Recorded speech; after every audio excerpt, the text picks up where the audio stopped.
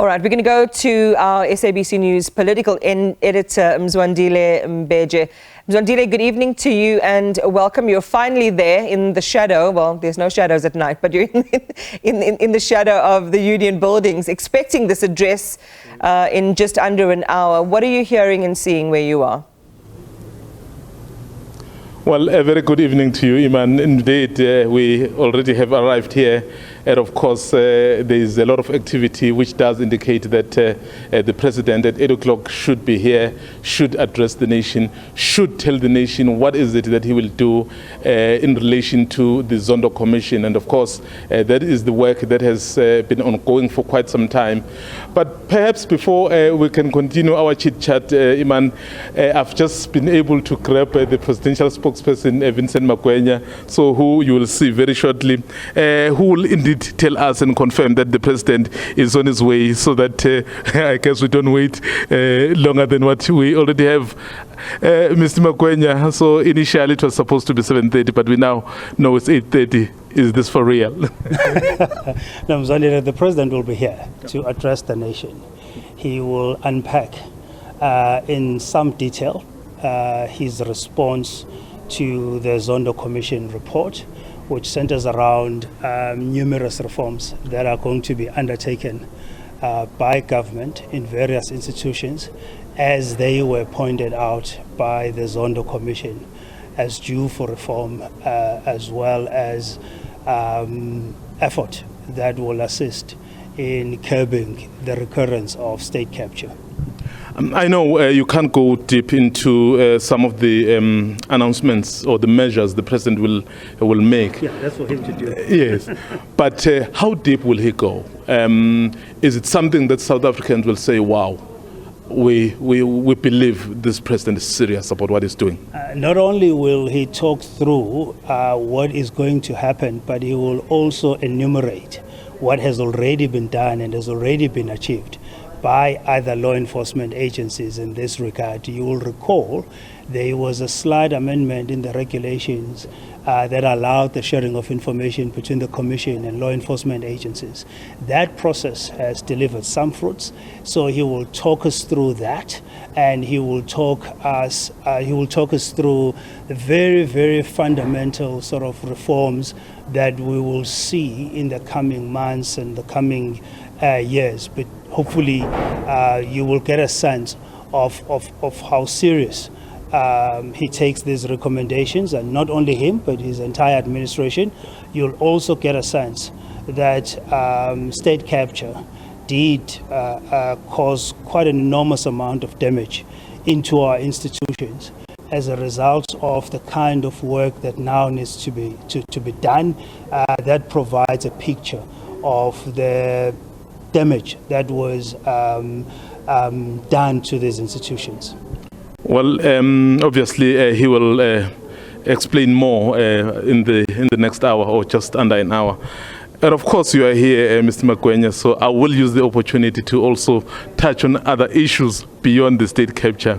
Yesterday we saw 3 former presidents, or maybe 2, maybe a day before the other, where basically I think President Zuma and President Mbeki were a bit more direct, expressing their unhappiness into the state of affairs. So how has the president received how those he served under, now that they just spoke publicly? So yesterday the president was hard at work finalizing his response to the Zondo Commission. As you know, his deadline to submit to Parliament was yesterday. So he was quite hard at work with the team, as well as 2 special cabinet meetings that he had to chair, going through the document and ensuring that the document represents what is expected out of it, not only from the Commission, but from the public as well.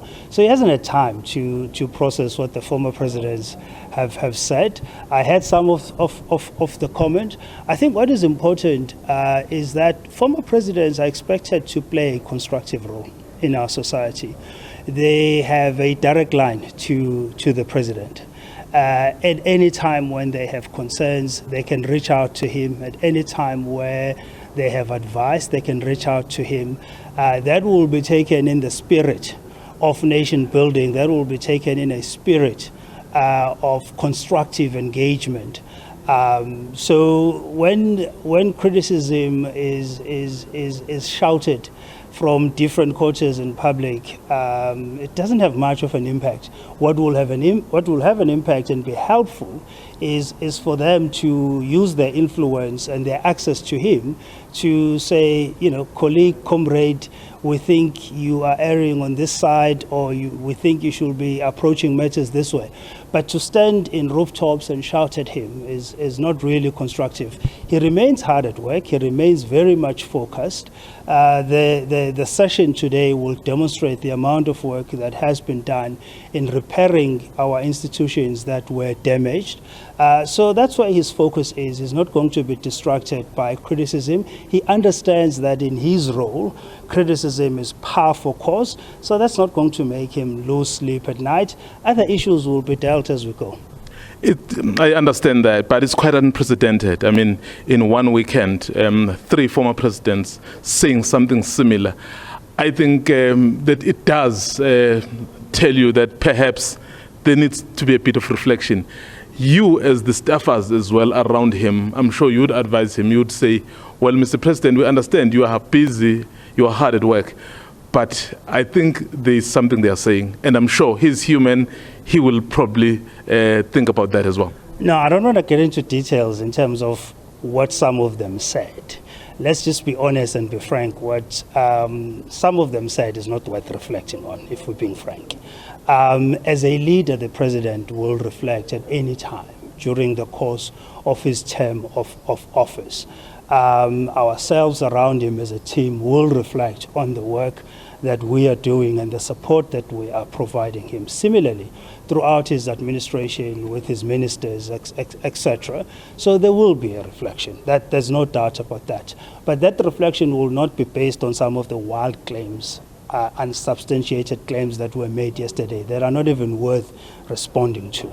As I said, if it's meant to be constructive and it's meant to be building, the president will engage. But if it's meant to destroy his character and tarnish his image, we will let it be. People in South Africa will decide and discern out of their own in terms of what is fiction and what is the truth. But we're not going to, or the president is not going to spend a lot of his time worrying about what people are saying about him if it's outside of a constructive ambit of engagement that's meant to contribute into the building of the country, that's meant to contribute in taking us forward. Well, thank you very much, Vincent, for that. Of course, Iman, you had there for yourself. Earlier we did chat about this, so at least we now have someone who is closer to the action, giving us his views, given what happened yesterday as well. Yeah, you and I were also talking, just to remind our viewers, about whether or not he would respond to the criticism of the past weekend. And you heard Vincent Mangwenya there say he will not be distracted by the criticism. And Mzwandile, before I let you go, and I hope he's still up with me, just to confirm the time of the address, whether that still stands at 8 p.m. sharp. Absolutely. I mean, before I came on air, I did double check to say, is the president still on track? I mean, as much as I started with Vincent on a lighter note, but of course, I wanted our viewers to know that exactly at 8, the president will address the nation on measures that he has taken to address that which came out of the Zondo Commission. If there's a change, Iman will certainly let you know quickest. Yeah, you're very naughty there, Mzwandile, to quip about the 8:30 hour. Indeed, it is 8 p.m. As far as we understand. The latest there from Mzwandile Mbeje, talking to the presidential spokesperson, Vincent Mangwenya, that address going ahead in just under 45 minutes.